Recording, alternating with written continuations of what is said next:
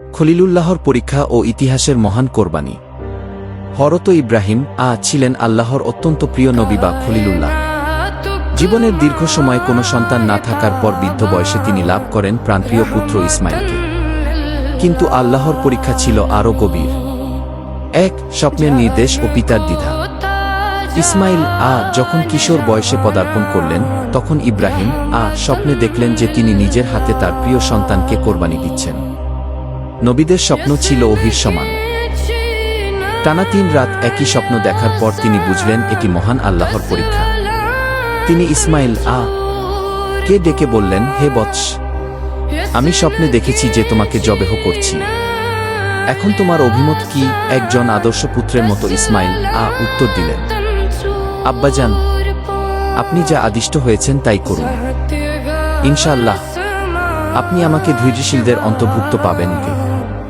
2 শয়তানের প্ররোচনা ও মিনা প্রান্তরের পাথর। পিতা ও পুত্র যখন মিনা প্রান্তরের দিকে এগিয়ে যাচ্ছিলেন, তখন শয়তান 3 বার এসে তাদের প্ররোচনা দেওয়ার চেষ্টা করল। সে ইব্রাহিম কে বলতে লাগল, পিতা হয়ে কিভাবে সন্তানকে হত্যা করবেন। ইব্রাহিম বিন্দুমাত্র বিচলিত না হয়ে শয়তানকে পাথর ছুঁড়ে বিতাড়িত করলেন।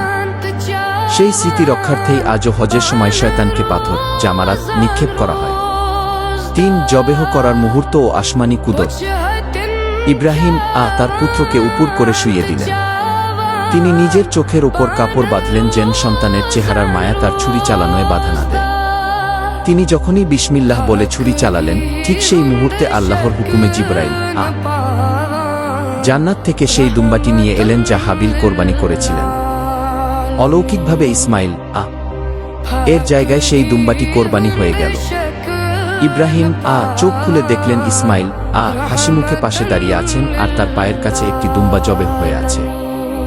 আকাশ থেকে আওয়াজ এল, হে ইব্রাহিম, তুমি তোমার স্বপ্নকে সত্যে পরিণত করেছ। এভাবেই আমি সৎকর্মশীলদের পুরস্কৃত করি। সূরা সাফফাত 104-105। গল্পের শিক্ষা।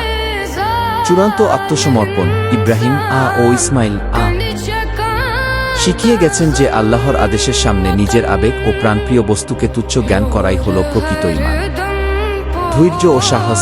ইসমাইল এর সেই অবিচল উত্তর আমাদের শেখা।